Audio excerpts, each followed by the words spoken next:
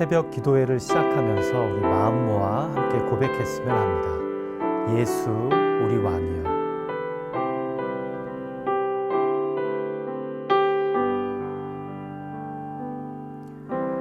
예수 우리 왕이여, 이곳에 오소서. 보좌로 주여의 마사 찬양을 받아 주소서. 주님을 찬양하오니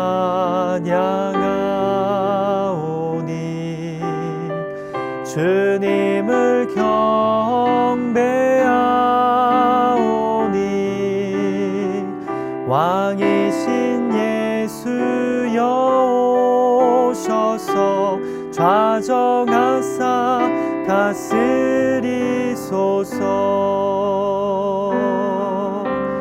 예수 우리 왕이여, 이곳에 오소서. 보좌로 주여의 마사 찬양을 받아 주소서. 주님을 찬양하오니 주님을 경배하오니 왕이신 예수여 오셔서 좌정하사 다스리소서.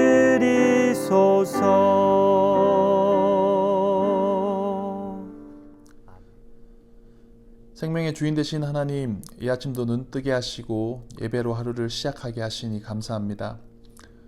우리가 살아가는 이 하루가 하나님께서 허락하신 은혜의 선물인 것을 기억하게 하시고 창조의 목적을 따라 지낼 수 있도록 인도하여 주시옵소서. 오늘 하루 감사와 기쁨의 고백이 넘치기를 소망합니다. 세상의 가치를 추구함으로 생기는 감사가 아니라 구원의 감격과 이미 받은 은혜가 차고 넘치기에 감사할 수 있는 하루가 되게 하시고 앞으로도 우리의 삶을 인도하실 하나님을 신뢰함으로 걱정이 아닌 기쁨이 넘치는 삶이 되게 하여 주시옵소서. 이 시간 하나님의 말씀을 듣고 묵상합니다. 말씀 속에 담겨진 하나님의 마음을 알게 하시고 오늘을 승리할 수 있는 은혜가 허락되게 하여 주시옵소서. 감사드리며 예수님의 이름으로 기도드립니다. 아멘. 2021년 2월 15일 월요일 온라인 새벽 기도회를 함께 하시는 모든 분들을 주님의 이름으로 환영하고 축복합니다. 우리가 이 하루도 하나님의 그 은혜로 말미암아 믿음으로 승리하는 삶이 될 수 있도록 우리가 그 기대와 소망을 품고 함께 기도하는 시간이 될 수 있기를 원합니다. 우리에게 허락하신 하나님의 말씀 보겠습니다. 신약 성경 누가복음 14장 15절에서 24절까지의 말씀입니다. 신약 성경 누가복음 14장 15절에서 24절까지의 말씀을 우리 계신 그 자리에서 한 목소리로 함께 읽겠습니다. 함께 먹는 사람 중에 하나가 이 말을 듣고 이르되 무릇 하나님의 나라에서 떡을 먹는 자는 복되도다 하니 이르시되 어떤 사람이 큰 자취를 베풀고 많은 사람을 청하였더니 잔치할 시각에 그 청하였던 자들에게 종을 보내어 이르되 오소서 모든 것이 준비되었나이다 하매 다 일치하게 사양하여 한 사람은 이르되 나는 밭을 샀음에 아무래도 나가 보아야 하겠으니 청컨대 나를 양해하도록 하라 하고 또 한 사람은 이르되 나는 소 5겨리를 샀음에 시험하러 가니 청컨대 나를 양해하도록 하라 하고 또 한 사람은 이르되 나는 장가 들었으니 그러므로 가지 못하겠노라 하는지라. 종이 돌아와 주인에게 그대로 고하니 이에 집 주인이 노하여 그 종에게 이르되 빨리 시내의 거리와 골목으로 나가서 가난한 자들과 몸 불편한 자들과 맹인들과 저는 자들을 데려오라 하니라. 종이 이르되 주인이여 명하신 대로 하였으되 아직도 자리가 있나이다. 주인이 종에게 이르되 길과 산 울타리 가로 나가서 사람을 강권하여 데려다가 내 집을 채우라. 내가 너에게 말하노니 전에 청하였던 그 사람들은 하나도 내 잔치를 맛보지 못하리라 하였다 하시니라. 아멘. 오늘 본문은 예수님께서 한 바리새인 지도자의 집에 초대를 받았을 때에 생긴 상황입니다. 우리가 어제 본문인 14장 1절에서 14절의 내용을 잠깐 보면 바리새인 중에 지도자라 하는 사람이 예수님을 집으로 초대하여서 함께 떡을 먹는 장면으로 시작이 됩니다. 그리고 거기에서 안식일에 병을 고쳐주는 것이 합당한가 그렇지 않은가에 대해서 논쟁을 벌이게 됩니다. 예수님께서 그 말씀을 하셨던 이유는 교만하고 높아졌던 종교 지도자들의 그 마음을 비난하시는 것입니다.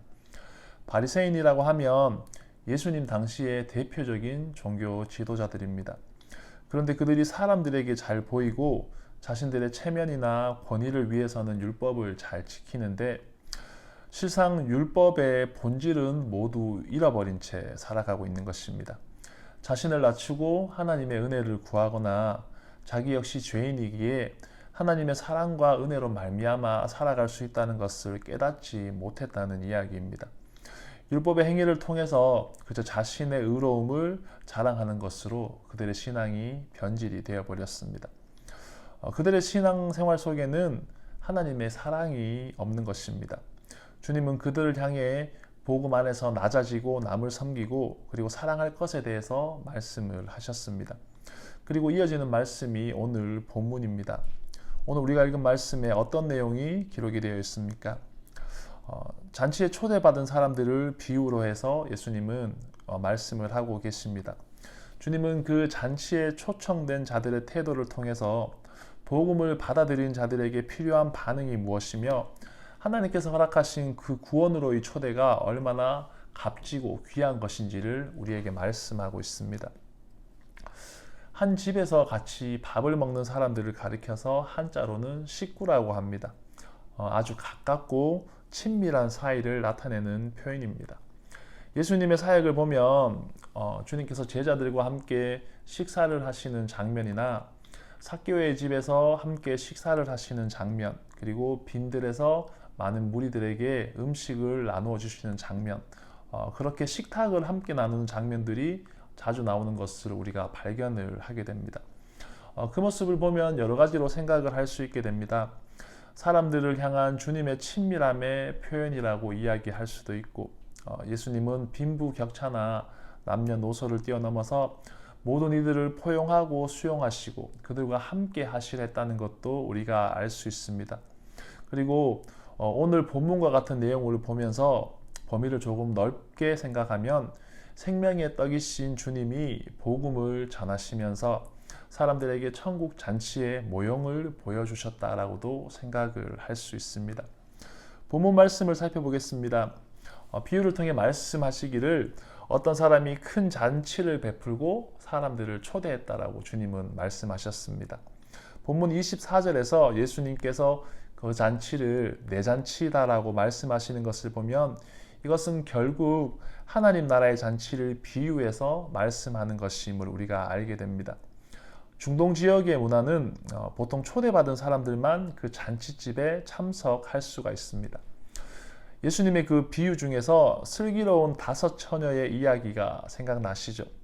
그때도 보면 기름을 준비하지 못한 5명의 처녀가 신랑과 함께 입장을 하지 않으면 혼인 잔치집에 들어가지 못한다는 것을 배경으로 해서 이야기를 하는 것입니다.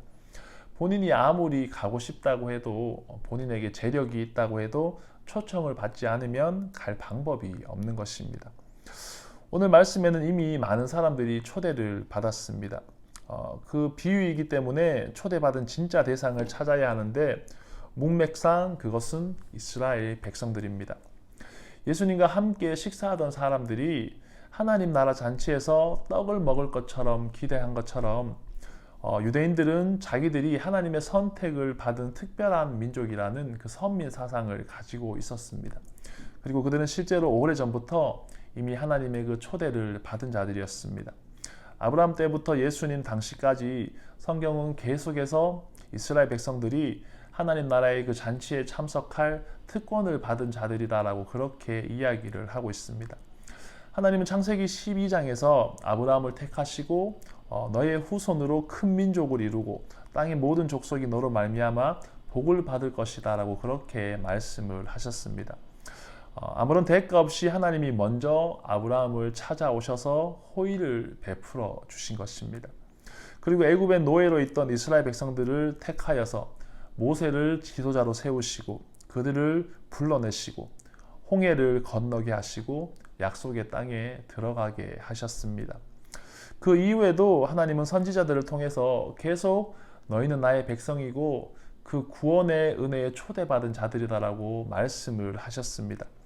이스라엘 백성들이 패역하고 범죄하여 하나님을 떠나려고 할 때도 선지자들을 통해서 당신의 백성으로 부르신 것에 대한 확인을 계속 해주셨다는 이야기입니다. 에스겔 34장 14절에는 좋은 꼴을 먹이고 좋은 우리에 누우며 살찐 꼴을 먹으리라. 내가 친히 양의 목자가 될 것이다 라고 말씀을 하셨고, 요엘서 2장 26절에는 너희는 풍족히 먹고 하나님 여호와의 이름을 찬송할 것이고 영원히 수치를 당하지 아니할 것이다 라고 그렇게 말씀을 하셨습니다.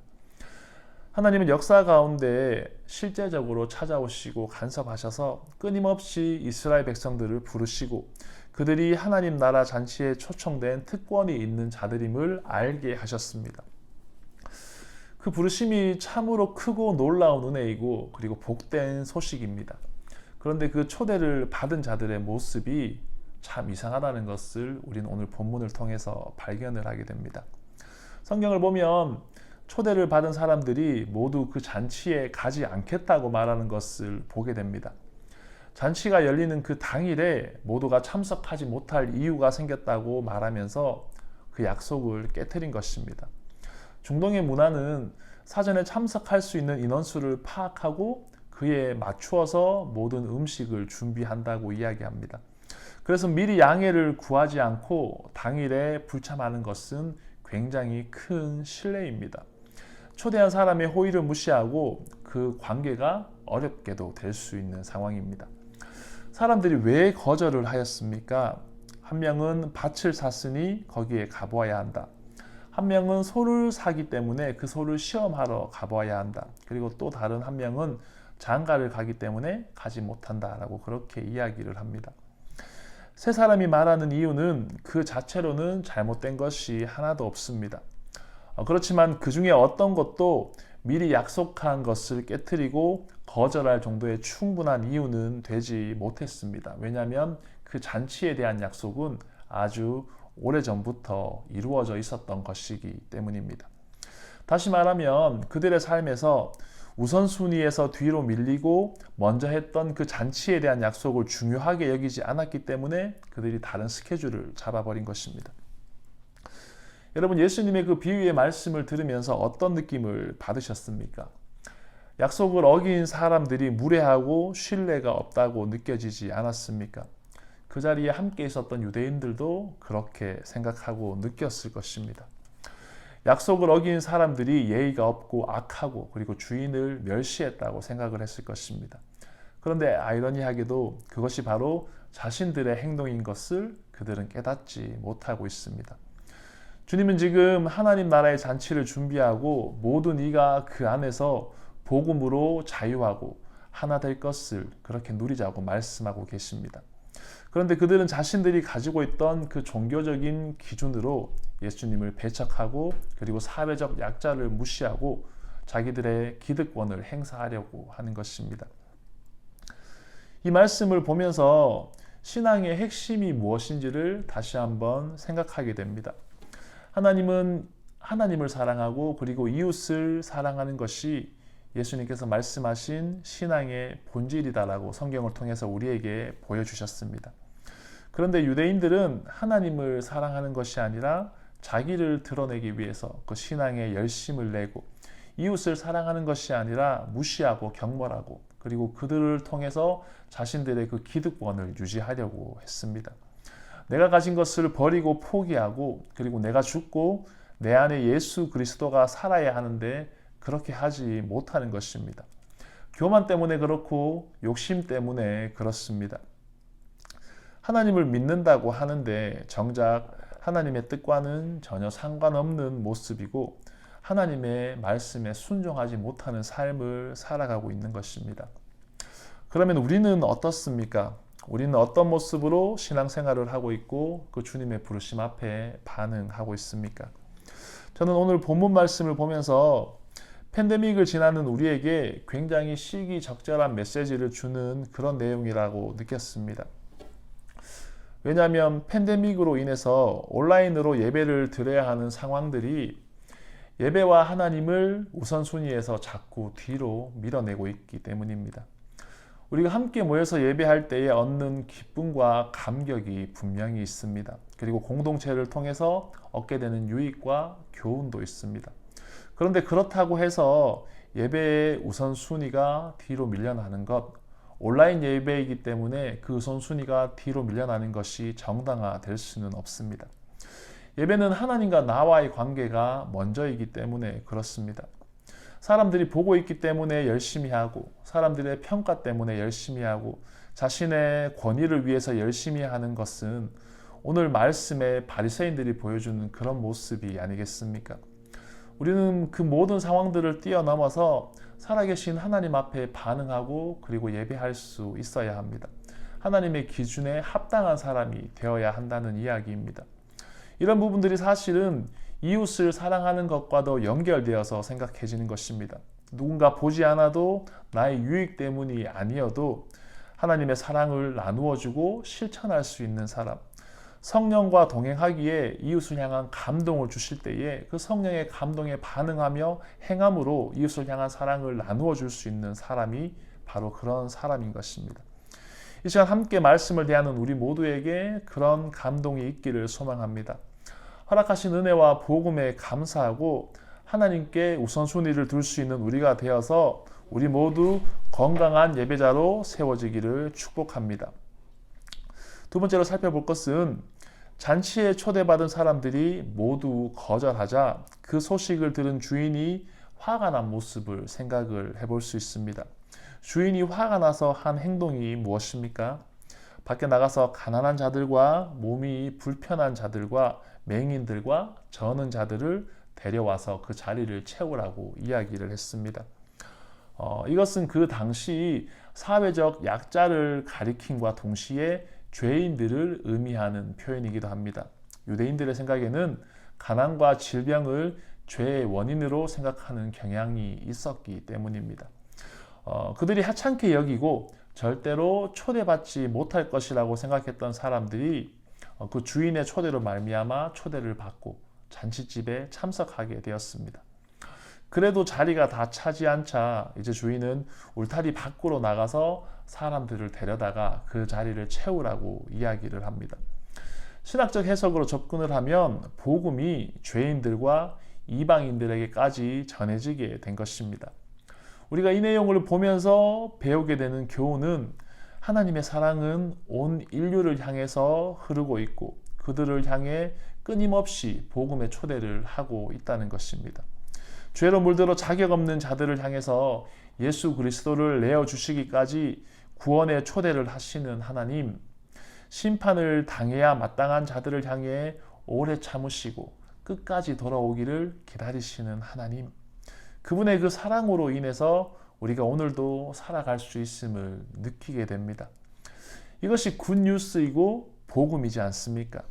하나님의 그 부르심 앞에 나가면 누구에게나 구원의 은혜를 허락해 주시고 예수 그리스도를 믿기만 하면 하나님의 자녀가 되는 권세를 주셨습니다. 우리가 그 은혜로 살아가고 있음을 믿고 고백한다면 우리는 그 소식을 널리 전해야 할 의무와 책임을 느끼게 될 것입니다.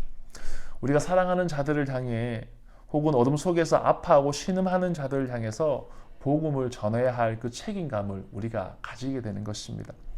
먼저 하나님의 사랑을 덧입은 자로서 우리가 아버지 하나님의 그 마음을 헤아리고 오늘 우리의 삶이 복음 전하는 통로가 될 수 있기를 기도하는 하루가 되었으면 좋겠습니다. 하나님, 오늘 만나는 사람과 내가 소속된 그 모든 공간에서 그리스도의 향기를 전하고 복음의 은혜를 나눌 수 있기 원합니다.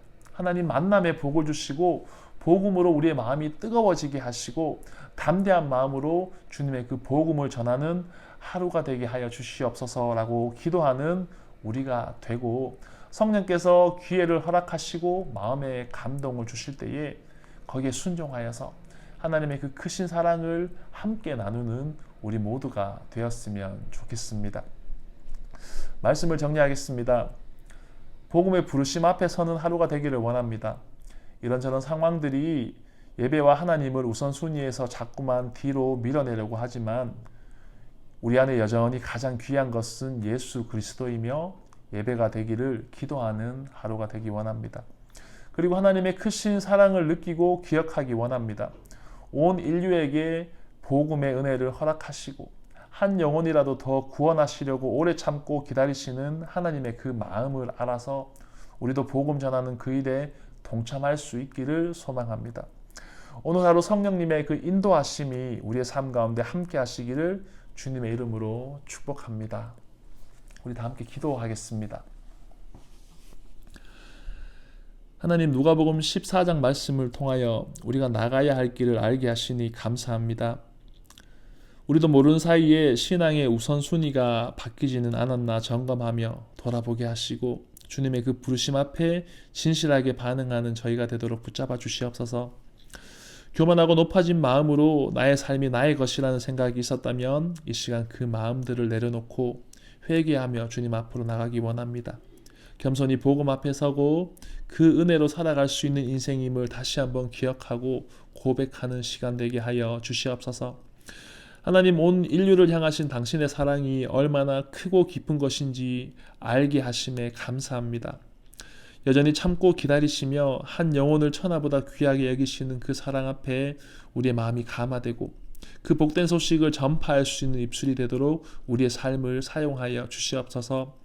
하늘의 영광을 소망하며 하나님 앞에 서는 그날까지 하나님 한 분만 사랑하고 주님만 예배하는 우리가 되기를 원합니다. 오늘 하루 그런 은혜 허락하실 것을 믿고 감사드리며 예수님의 이름으로 기도합니다. 하늘에 계신 우리 아버지여, 이름이 거룩히 여김을 받으시오며 나라의 임하옵시며 뜻이 하늘에서 이룬 것 같이 땅에서도 이루어지이다. 오늘날 우리에게 일용할 양식을 주옵시고 우리가 우리에게 죄 지은 자를 사하여 준 것 같이 우리 죄를 사하여 주옵시고 우리를 시험에 들게 하지 마옵시고 다만 악에서 구하옵소서. 대개 나라와 권세와 영광이 아버지께 영원히 있사옵나이다. 아멘.